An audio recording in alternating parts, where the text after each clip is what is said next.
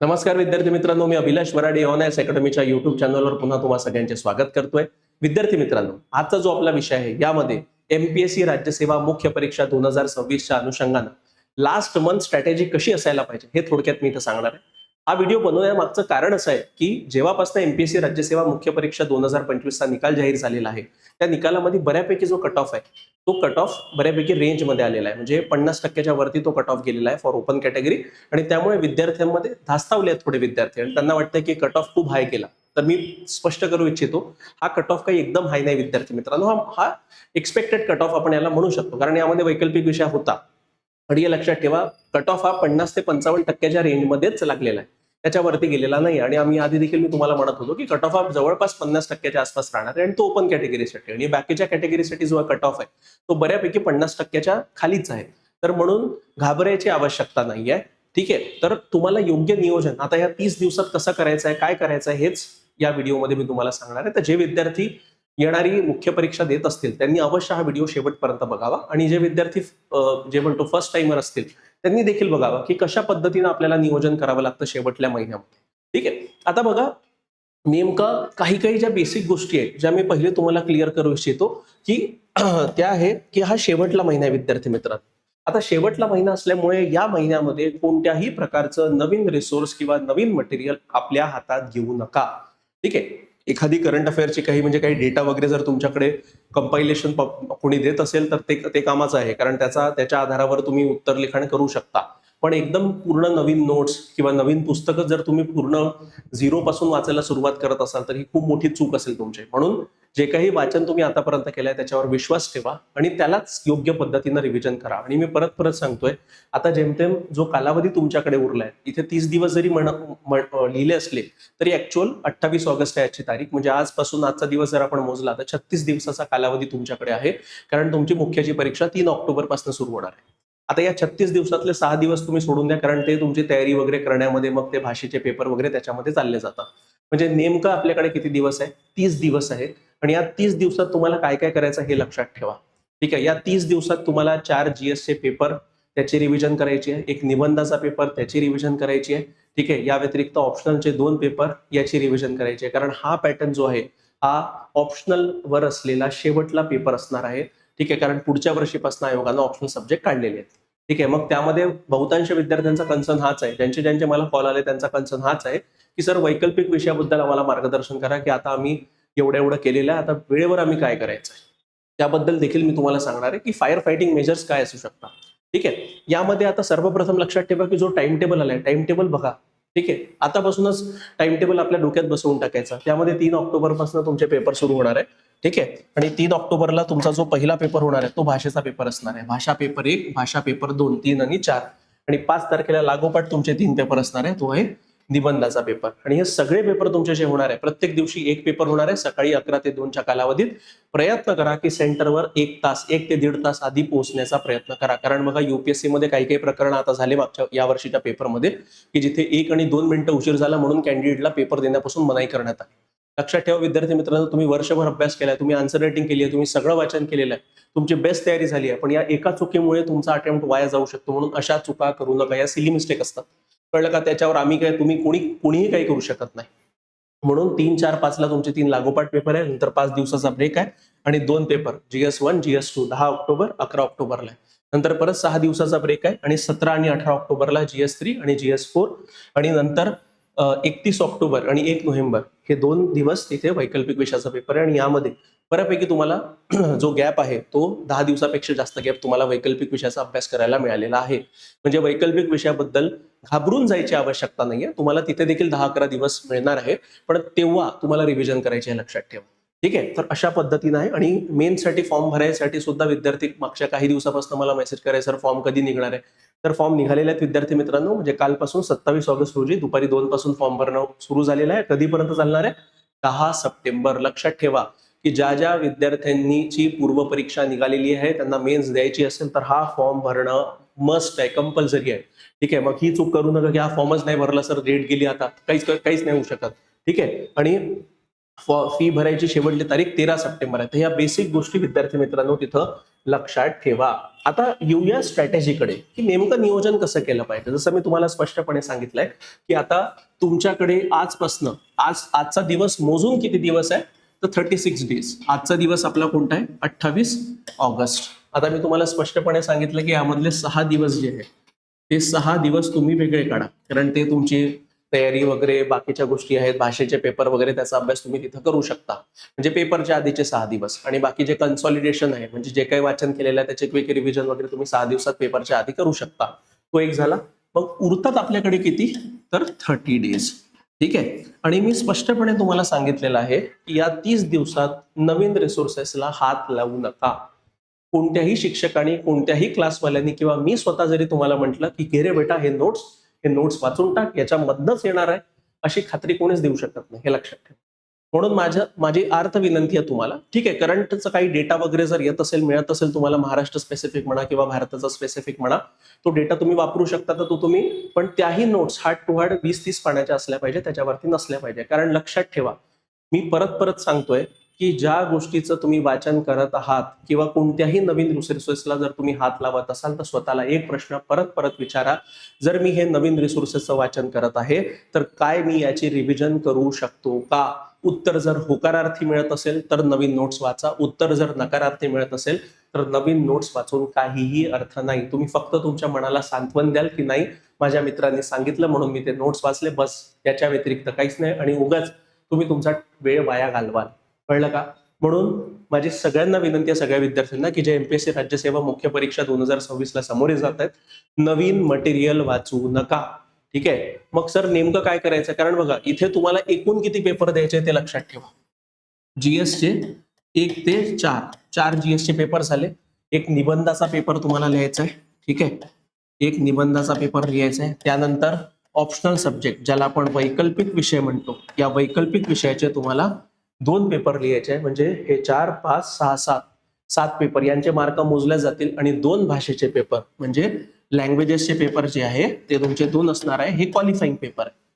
म्हणजे एकूण तुम्हाला 9 पेपर लिहायचे आहे विद्यार्थी मित्रांनो, आणि तुम्हाला नियोजन करायचं आहे या 7 पेपरचं, कारण या 7 पेपरचे मार्क तिथं मोजल्या जातात. मग सर भाषेच्या पेपरचा अभ्यास करायचा नाही का? नाही, अशी गोष्ट नाहीये.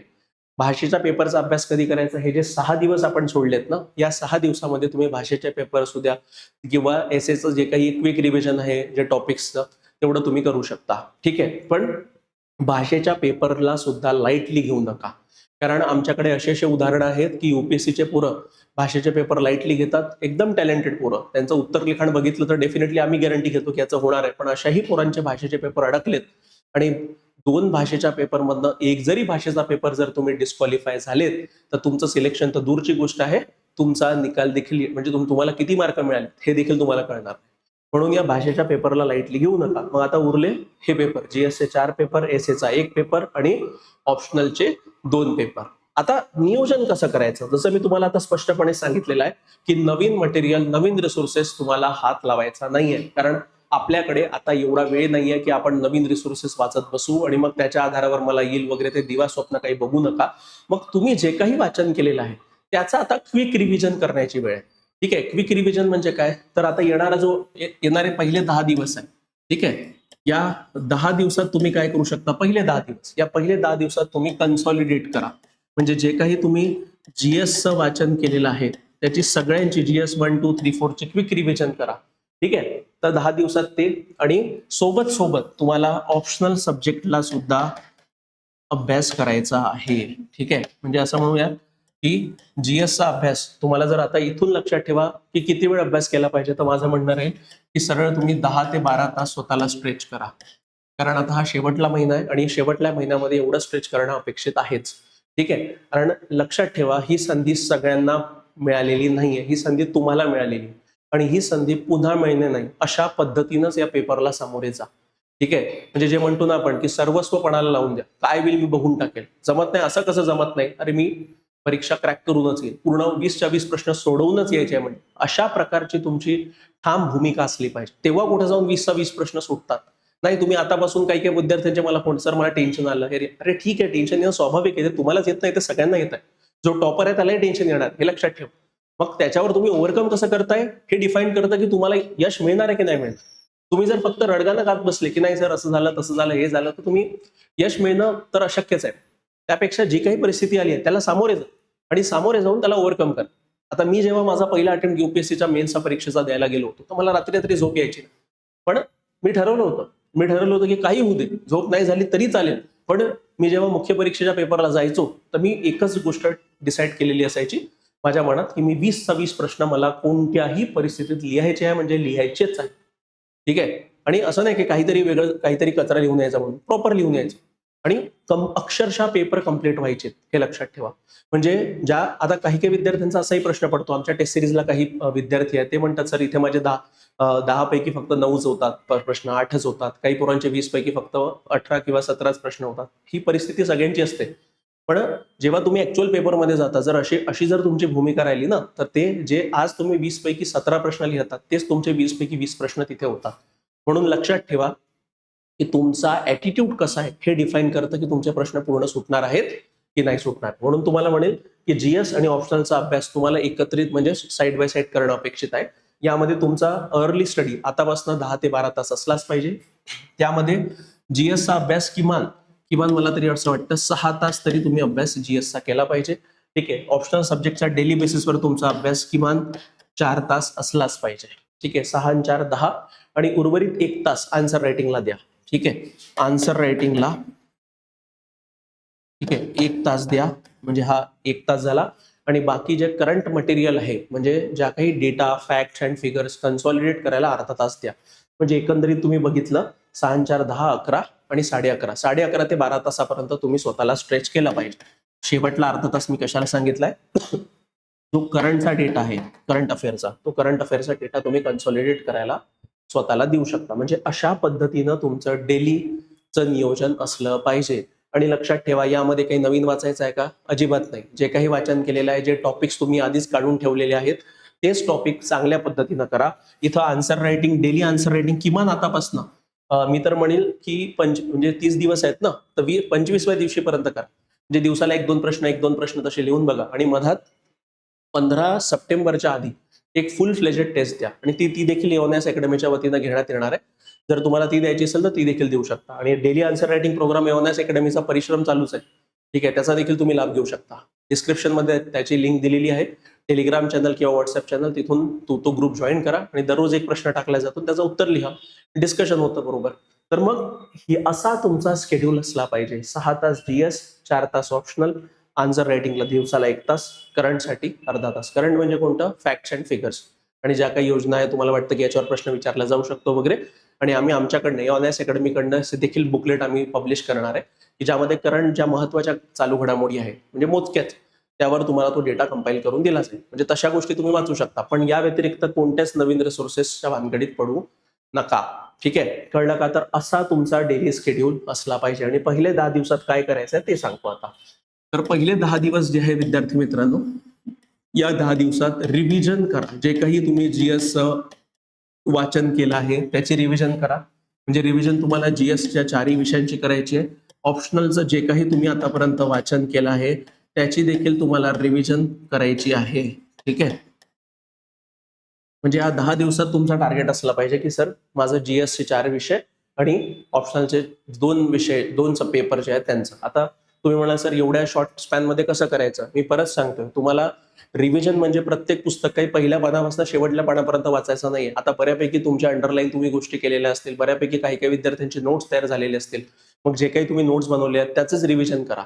ठीक आहे. प्रत्येक पुस्तक प्रत्येक नोट्स काही पहिल्या पानापासून शेवटल्या पानापर्यंत वाचलंच पाहिजे असं कुठे लिहिलेलं नाही आहे. म्हणून लक्षात ठेवा की पहिल्या 10 दिवसात रिव्हिजन, जीएस आणि ऑप्शनल हे झालं. मग नेक्स्ट 10 डेज आहे. या नेक्स्ट 10 डेज मध्ये तुम्ही फुल फ्लेजेडली, ठीक आहे, फुल फ्लेजेडली तुम्ही आन्सर रायटिंग करा. आन्सर रायटिंग करा. आता याचा अर्थ हा नाही की इथं नाही करायचे, इथे दिवसाला 1 तास करायचीच आहे. पण या नेक्स्ट 10 दिवसात आन्सर रायटिंग म्हणजे काय की प्रॉपर फुल लेंथ टेस्ट देण्याचा प्रयत्न करा. Full length test. आणि प्रत्येक पेपर झाल्यानंतर पेपरचं अनालिसिस करा. फक्त पेपर देऊ नका. पेपर झाल्यानंतर पेपरचं अनालिसिस. आता फुल लेंथ टेस्ट मध्ये काय, तर प्रॉपर तुमचा एसएचा एक पेपर, 4 जीएसचे पेपर आणि ऑप्शनलचे पेपर. जर तुम्ही कोणती टेस्ट सिरीज लावली असेल तर ते घ्या, किंवा कोणाची टेस्ट सिरीजचे पेपर तुमच्या जवळ असतील तर ते सोडून बघा. कारण हे फुल लेंथ टेस्ट किमान नेक्स्ट 10 दिवसात तुम्हाला जर 2 फुल लेंथ टेस्ट जरी देता आल्या किंवा एक जरी देता आली, 1 किंवा 2 तरी पुरे आहे. ठीक आहे, पण जेवढं झेपेल तेवढं करायचं, एकदम अंगावर नाही घ्यायचं. पण हा, मला तरी वाटतं की एक तर देणं पॉसिबल आहे सगळ्यांना. आणि जीएसच्या संदर्भातल्या ज्या टेस्ट सिरीज आहे त्या आपण लॉन्च करतोच आहे. ठीक आहे, 11, 12, 13 या 3 दिवशी, 11 सप्टेंबर, 12 सप्टेंबर, 13 सप्टेंबर. 11ला एक पेपर असणार आहे एसएचा, 12ला 2 GS1 GS2 आणि 13ला 2 GS3 GS4 अशा पद्धतीनं. तर नेक्स्ट 10 दिवसात, म्हणजे पहिले 10 दिवस हे, नेक्स्ट 10 दिवसात तुम्हाला मेन फोकस तुमचा असला पाहिजे फुल लेंथ टेस्टवर. आणि पेपर झाल्यानंतर प्रॉपर पेपरचं अनालिसिस वगैरे या सगळ्या गोष्टीवर तुमचा फोकस असलाच पाहिजे. ठीक आहे, फक्त पेपर लिहून काही फायदा होत नाही. त्या पेपरचं अवलोकन करणं, अनालिसिस करणं देखील तेवढंच महत्वाचं आहे. तेव्हा तुम्हाला त्याच्या आधारावर निकाल येतो. हे झाले 20 दिवस. आता 20 दिवसानंतर मग काय, शेवटले 10 दिवस काय करायचे, लास्ट 10 डेज. अगेन शेवटल्या 10 दिवसामध्ये कोणताही प्रश्न वगैरे काहीही लिहून बघायचं नाही. जे काही आतापर्यंत वाचलेलं आहे, मग या 10 दिवसात तर कोणतेच नोट्स वगैरे नवीन हातात घ्यायचे नाही. जे काही तुम्ही आतापर्यंत वाचन केलेलं आहे, जे पेपर सोडवलेले आहे, सगळ्यांची रिव्हिजन करायची. ठीक आहे, रिव्हिजन करायची आणि कन्सॉलिडेट करायचं. म्हणजे जे काही नॉलेज तुम्ही घेतलेलं आहे, तुम्हाला किती आठवत आहे, काय आठवत आहे, बस तेवढ्यावर फोकस ठेवायचा शेवटल्या 10 दिवसात. ही झाली तुमची 30 दिवसाची स्ट्रॅटेजी, 30 दिवसाचं नियोजन. पण यामध्ये मी स्पष्टपणे सांगू इच्छितो की नवीन कंटेंटच्या मागे या 30 दिवसामध्ये जाऊ नका. जर जात असाल तर खूप मोठी चूक तुम्ही करत आहात. आणि यामध्ये लक्षात ठेवा की जो संडे तुम्हाला मिळणार, आता सर तुम्ही जीएसचं सांगितलं, ऑप्शनचं सांगितलं, पण एसएचं सांगितलं नाही. तर एसए बद्दल तुम्हाला काय करायचं आहे, आता एसएचं एक वर्कशॉप आपण पुढच्या महिन्यात, मला वाटतं 10 सप्टेंबर, 10 की 11 सप्टेंबरच्या आसपास मी स्वतः घेणार आहे. ते वर्कशॉप अटेंड करा, 1 किंवा 2 दिवसाचं असणार आहे. त्यामध्ये मी सांगणारच आहे की एसे कसा लिहिला पाहिजे, काय लिहिला पाहिजे. पण त्या व्यतिरिक्त तुम्हाला आता किमान 4 एसे तरी लिहिणं अपेक्षित आहे. म्हणजे इथून तुम्ही टार्गेट द्या 3 ते 4 एसे. आता हे 3 ते 4 एसे कधी लिहायचे सर, तर संडेला. ठीक आहे, संडेला किमान 3 ते 4 एसे लिहा. टॉपिक्स जे आहे त्या टॉपिकची लिस्ट मी टेलिग्राम चॅनलवर आपल्या प्रोव्हाइड करून देईल, म्हणून टेलिग्राम चॅनल अवश्य जॉईन करा. तिथे मी प्रोव्हाइड करेन. पण इथून प्रयत्न करा, जर एसे लिहिले असतील तर अतिउत्तम, नाही लिहिले असेल तरी संधी गेलेली नाहीये. 3 ते 4 एसे लिहायचा प्रयत्न करा. त्याचं कारण असं आहे की एसेला आम्ही आमच्या भाषेत म्हणतो मार्क्स इन हँड. कारण तुम्ही जर 3 ते 4 जरी एसे चांगल्याने लिहिले ना, तर शक्यता अशी आहे की 250 पैकी किमान 100-120 पर्यंत तुम्ही आरामात मार्क घेऊ शकता. पण हे करायला काहीतरी एसे लिहिणं अपेक्षित आहे. आणि एवढेच मार्क घ्यायला जीएसच्या पेपरमध्ये खूप मेहनत करावी लागते. जीएसच्या पेपरमध्ये सहजासहजी मार्क मिळत नसतात. म्हणून प्रयत्न करा की एसे इथून 3 ते 4 एसे जरी लिहिले, प्रत्येक आठवड्याला एक एसे जरी लिहिला तरी पुरे आहे. ठीक आहे, तो एसे स्वतः तपासा. जर तुमच्याकडनं नसेल तर मला पाठवा. ठीक आहे, माझा नंबर मी तुम्हाला ऑलरेडी दिलेला आहे, 8806242059. आणि ज्या विद्यार्थ्यांचा हा पुढचा म्हणजे 2026च्या मुख्य परीक्षेचा पहिला अटेम्प्ट आहे, त्यांच्यासाठी वर्कशॉप आपण घेतोय 10 सप्टेंबरच्या जवळपास. तर तेव्हा मी त्या संदर्भात तुम्हाला माहिती लवकरात लवकर प्रोव्हाइड करेन. तो वर्कशॉप तुम्ही अवश्य अटेंड करा. ठीक आहे, तर अशा पद्धतीनं विद्यार्थी मित्रांनो तुमचं नियोजन तिथं असलं पाहिजे. आता यामध्ये काही काही विद्यार्थ्यांचा प्रश्न अजून असा आहे की सर ऑप्शनल सब्जेक्ट मी योग्य पद्धतीनं आता केला नाहीये, पण मला ऑप्शनल सब्जेक्ट करायचा आहे कारण 500 मार्क आहे. तर मी बेसिक केलेलं आहे, पण आता अजून ऍडव्हान्स करायचं तर कसं करू. हे बघा विद्यार्थी मित्रांनो, ऑप्शनल सब्जेक्ट जर तुम्ही आतापर्यंत जे आपण म्हणतो काम चालव केला असेल, तर यामध्ये तुम्हाला आता काय करायचं आहे, सरळ सरळ तुम्ही युपीएससीचे किंवा मागच्या वर्षीचा जो ऑप्शनचा पेपर असेल तुमचा, जो काही ऑप्शनल त्याचे पेपर घ्या, चॅट जीपीटीला द्या, चॅट जीपीटीवर प्रॉम्प्ट द्या की यांचं सगळ्यांचं मला डिटेल उत्तर एवढ्या एवढ्या शब्दामध्ये जे आहे ते मला दे, आणि ते उत्तर जे आले त्याची रिव्हिजन करून तरी जा. एवढं जरी केलं तरी पुरे आहे. कळलं का तुम्हाला. म्हणजे काही जर तुमच्याकडे तुमचा सोशियोलॉजी ऑप्शनल आहे, एखादी पुस्तक तुमच्याकडे असेल तुमचे, तुम्हाला ती आता वाचणं जमणार नाही कारण एवढा कमी वेळ आहे, तर मग अशा वेळेस सरळ ती पुस्तक चॅट जीपीटीला द्या. पीडीएफ जर असेल तर पीडीएफ टाका आणि त्याच्या आधारावर प्रश्न उत्तर फॉर्मॅटमध्ये एक पीडीएफ बनवून घ्या. आणि तेवढी जरी पीडीएफ वाचन केली तरी चालतं. हा आहे फायर फायटिंगचा मेजर. कशावर, ऑप्शनल संदर्भात. म्हणून ऑप्शनलचा जर आतापर्यंत योग्य पद्धतीने अभ्यास केला नसेल तर किमान युपीएससीच्या मागच्या 5 वर्षाचे पेपर काढा. ठीक आहे, त्या पेपरला चॅट जीपीटीला द्या आणि चॅट जीपीटीला सांगा की याचं उत्तर प्रश्न उत्तर फॉर्मॅटमध्ये मला बनवून दे. आणि तेवढं जरी करून गेलेत सध्या परिस्थितीत तरी पुरे.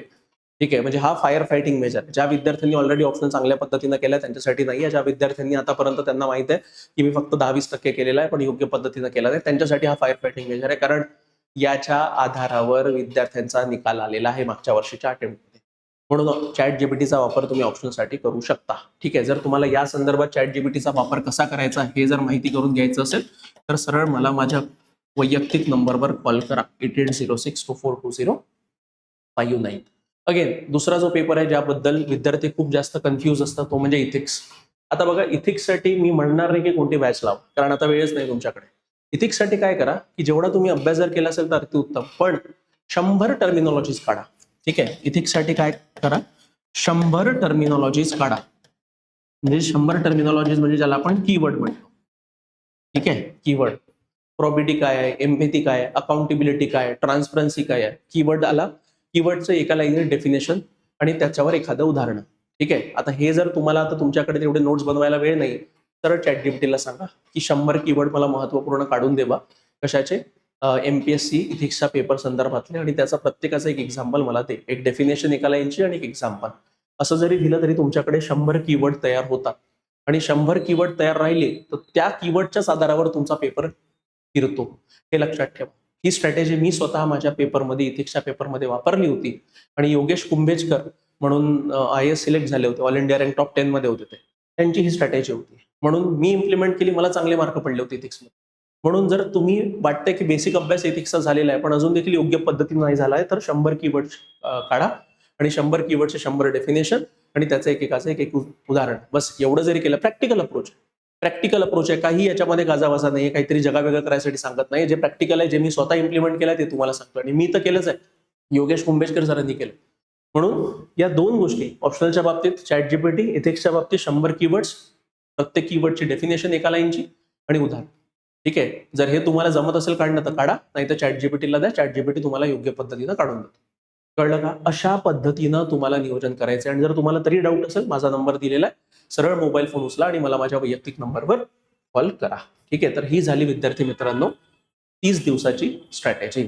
यामध्ये जसं मी तुम्हाला सांगितलं की डेली किमान एक प्रश्न तरी लिहा, 1 तास तुम्ही आन्सर रायटिंगला दिलाच पाहिजे. त्या अनुषंगानं एऑनएस अकॅडमीच्या वतीनं मागच्या 3 महिन्यापेक्षा जास्त कालावधीपासून आपण Parishram daily answer writing program free of cost आपण चालवतोय.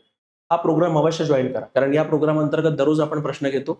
10 वाजता प्रश्न टाकला जातो, 10 ते 12च्या दरम्यान तुम्हाला प्रश्न लिहायचा असतो, 12 ते 1च्या दरम्यान त्या प्रश्नाचं डिस्कशन होतं, आणि 1च्या नंतर मॉडेल आन्सर अपलोड केलं जातं. ठीक आहे, आणि त्या मॉडेल आन्सरच्या आधारावर तुम्ही स्वतः चेक करू शकता की मी जे काही मुद्दे सरांनी सांगितले ते बरोबर आहे की नाही, आणि याचं डिस्कशन आपण युट्यूब लाईव्हवर प्रॉपरली घेतोय. तर हा प्रोग्राम अवश्य जॉईन करा. जे विद्यार्थी नवीन आहेत तेही करू शकतात, जे विद्यार्थी आता या मुख्य परीक्षेला सामोरे जातात ते देखील करू शकता. आणि यासाठी एक व्हॉट्सअप चॅनल आम्ही बनवलेला आहे. तो व्हॉट्सअप चॅनल जर तुम्हाला जॉईन करायचं असेल तर हा व्हिडिओ पॉज करा, हा QR कोड स्कॅन करा, किंवा डिस्क्रिप्शनमध्ये व्हॉट्सअप चॅनलची लिंक दिलेली आहे, तिथून देखील तुम्ही Parishram daily answer writing program join करू शकता. या व्यतिरिक्त जसं मी तुम्हाला म्हटलं की तुम्हाला किमान एक फुल लेंथ टेस्ट सिरीज देणं फार आवश्यक आहे. मग ती ऑफलाईन असेल तर अतिउत्तम, ऑनलाईन देता येतं. तर एऑनएस अकॅडमीच्या वतीने आपण एक फुल लेंथ टेस्ट सिरीजचं आयोजन केलेलं आहे. ती टेस्ट सिरीज 11, 12, 13 रोजी होणार आहे. 11ला निबंधाचा पेपर, 12ला पहिल्या हाफमध्ये GS1, दुसऱ्या हाफमध्ये GS2, 13ला पहिल्या हाफमध्ये GS3, दुसऱ्या हाफमध्ये GS4. मॉडेल आन्सर प्रोव्हाइड केलं जाईल, पेपर इव्हॅल्युएशन होईल, आणि हे पेपर ऑफलाईन मध्ये तुम्ही नागपूर सेंटरला देऊ शकता, आणि ऑनलाईन मध्ये तुम्ही कुठूनही महाराष्ट्रातून कुठेही देऊ शकता. जर तुम्हाला या टेस्ट सिरीजसाठी एनरोल करायचं असेल तर फक्त फी आम्ही 2,999 ठेवलेली आहे, कारण पूर्ण पेपर प्रॉपरली चेक करून मिळणार आहे. प्रॉपर मॉडेल आन्सर तुम्हाला प्रोव्हाइड केल्या जातील, आणि तुम्ही कुठे चुकले, काय चुकले त्या संदर्भात मार्गदर्शन देखील तुम्हाला या टेस्ट सिरीज अंतर्गत तिथं केल्या जाणार आहे. म्हणून ही संधी गमावू नका. किमान एक पेपर तरी फुल लेंथ देणं आवश्यक आहे. 2 दिले तर अतिउत्तम. ठीक आहे, त्यानंतर तुम्हाला जर टेलिग्राम चॅनल एऑनएस अकॅडमीचं जॉईन करायचं असेल तर अगेन डिस्क्रिप्शनमध्ये लिंक दिलेली आहे, किंवा तुम्ही हा व्हिडिओ पॉज करू शकता, हा QR कोड स्कॅन करू शकता, आणि एऑनएस अकॅडमीचं टेलिग्राम चॅनल अवश्य जॉईन करा, कारण अशा प्रकारचे जे व्हिडिओज आहेत ते तुम्हाला तिथे डायरेक्टली मिळतील. ठीक आहे, आणि क्वालिटी कंटेंट मिळेल. या व्यतिरिक्त विविध जे काही एऑनएस अकॅडमीचे कोर्सेस आहेत त्याचा जर तुम्हाला लाभ घ्यायचा असेल तर एऑनएस अकॅडमीची ॲप आहे, ॲपची लिंक डिस्क्रिप्शनमध्ये दिलेली आहे. ॲप अवश्य डाउनलोड करा आणि विविध कोर्सेसचा तुम्ही तिथून लाभ घेऊ शकता. ठीक आहे, तर या व्यतिरिक्त विद्यार्थी मित्रांनो, अगेन जर एमपीएससी राज्यसेवा मुख्य परीक्षा 2026च्या अनुषंगानं तुम्हाला कोणत्याही प्रकारची शंका असेल, सरळ तुम्ही तुमचा मोबाईल फोन उचला आणि मला माझ्या वैयक्तिक नंबरवर कॉल करा 8806242059. तर या व्हिडिओमध्ये इतकंच. तुम्हाला जर व्हिडिओ आवडला असेल तर व्हिडिओ लाईक करा, शेअर करा, आणि चॅनलला सबस्क्राईब करायला विसरू नका. धन्यवाद.